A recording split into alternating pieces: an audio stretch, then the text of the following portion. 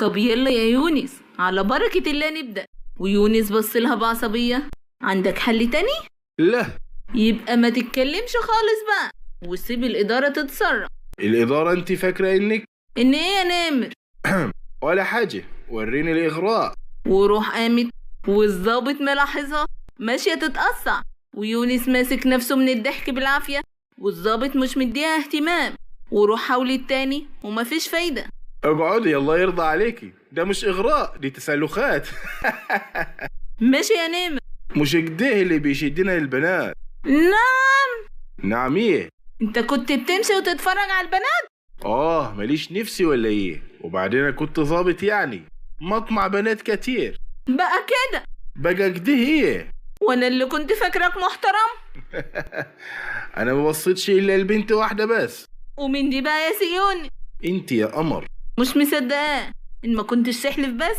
ويونس بيضحك عليها، وبتقعد روح بعد ما فقدت الامل انها تغري الظابط، والظابط بيطلع روش وبيحطه، وروح بتضحك وبيركز معاها يونس. في ايه؟ عرفت ليه الظابط ما بتأثرش بجمال الفتاك؟ ليه بقى؟ بص كده. ومبسوطة طلعنا منها على خير يا رب. يؤسفني اقول لك انك املنا الوحيد يا نمر. انت جننتي. وروح بتمسك دماغه وبتبوسه بوسة طويلة، ويونس ابتسم. خلاص الوقت فات. بص كده على الظابط.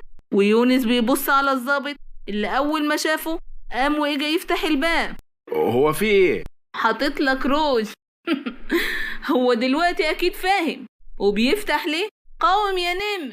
وبيدخل الظابط والنمر مصدوم، والظابط بيقرب منه والنمر واقف في ركن الأوضة، والظابط مبتسم وبيغمز.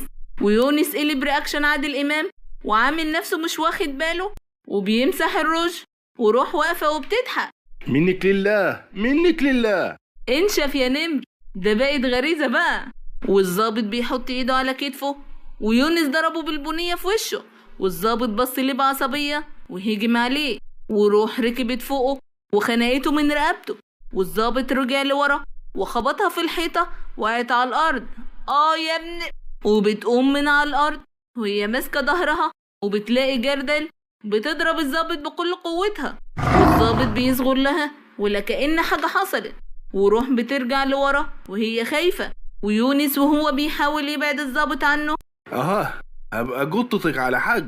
وبتطلع روح بتجري، بتلاقي عصاية بس ده مش بيحوق فيه حاجة، وبتجيب الجردل بتحطه على دماغه وبتضربه بالعصاية، والظابط بيبعد عن يونس. اجري يا نمر اجري بسرعة. وبيجري يونس وروح وبيقفلوا على الظابط بالقفل اللي داخ من الخبطة، وقعد على الأرض. وروح وهي بتجري حمد لله على السلامة يا نمر. وفي الجامعة على الكافيتيريا ميرا وإسلام. شكرا بجد يا إسلام إنك بتجيب لي المحاضرات اللي ناقصاني. بتشكريني على ايه يا بنتي؟ احنا اصحاب. وبيدخل خالد من الجامعة وبيشوف إسلام قاعد مع ميرا، وبيمشي خالد وبيقرب منهم. ممكن اتكلم معاك شوية؟ وبصله إسلام بتركيز على انفراد. وإسلام فضل قاعد وبيبص لخالد بتحدي. ليه يا خالد؟ مفيش حاجة بينا تستدعي على انفراد دي؟ لو سمحتي. وبصله إسلام بابتسامة انتصار، وخالد كان متعصب جدا منه بس حاول يداري عصبيته. معلش يا إسلام. قوي انا اعمل اللي يريحك. سلام. ومشى إسلام وخالد تجاهل نظراته المفهومة. ها يا إسلام. اسلام. معلش اتلخبطت، اتفضل سمعان. اول حاجة انا عاوز اعتذر عن طريقة تعاملي معاكي في البداية لما توهمنا انك. ثانيا انا مش عارف اقول ايه، بس انا حاسس تجاهك بمشاعر مش فاهمها. انساها. ليه؟ لاني بحب إسلام، وصدقني انت لسه متأثر ببعد ياسمين عنك، واي علاقة هتدخلها دلوقتي هتأذي الطرف التاني. بتحبي اسلام؟ ايوه. غريبة يعني ان احب واتحب؟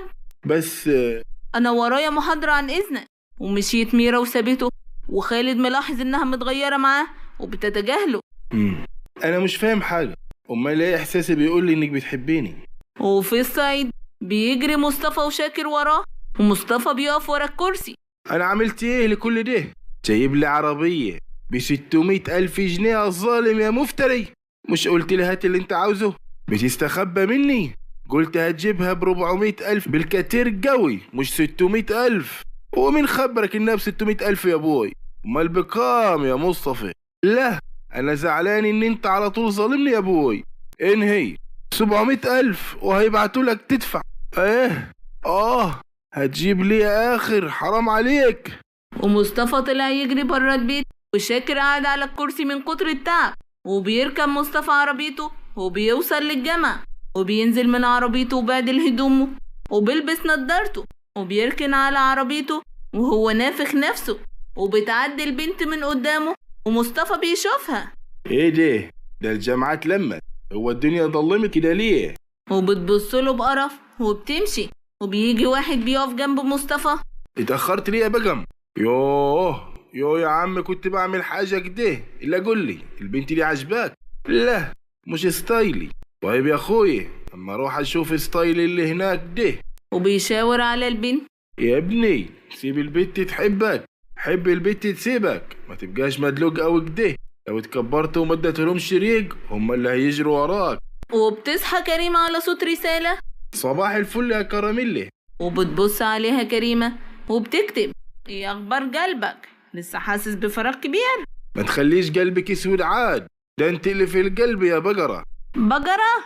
بهزر ايه؟ ما هزرش معاك. هزر يا اخوي. امتى هنتجوز بقى؟ ايه مستعجل قوي؟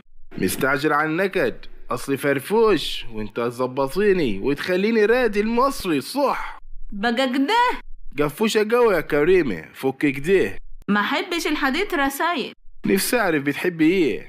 مش فاضية دلوقتي، حابة ونكمله. كرم بيسيب التليفون وبيركن على السرير. الكريمة قال انت حديد يا واد، تلين الحجر وهتلينها ان شاء الله ان شاء الله. بحبك يا كريمة حب الجزار البهيمة. وروح بتوفية بتنهج. هنفضل نجري لإمتى؟ لحد ما نوصل لطريق عربيات. طب احنا بعدنا نجري ليه بقى؟ عشان ده ظابط اكيد هيجي ورانا. ظابط ايه؟ هو اللي احنا فيه ده كان سجن ازاي اصلا؟ ممكن عشان منطقة مش سكنية. يمكن. هو انت حطيته روج منين؟ لقيته في المزرعة امبارح فحطيته والحمد لله فضل ساعدنا. انا شفت بسببك مواقف عمري ما توقعت ان اقع فيها. علشان انا محدش يتوقعني. ايه ده في طريقة يلا بسرعة. وبيجري يونس وروح وبيقفوا بيشاوروا العربيات، بس مفيش حد بيقف ليهم. انت شايف اللي انا شايفاه؟ للأسف. انا عندي خطة ما تخرش المية. لا. وفي شركة النمر بيدخل خالد المكتب. عم بدر. ولسه اللي جاي تقيل مع نسمة ومحمد ملوش مثيل. رأيكم وتوقعاتكم. روحوا يونس شافوا ايه وخالد راح يقول ايه لعم بدر. توقعاتكم مع ان محدش يتوقعني.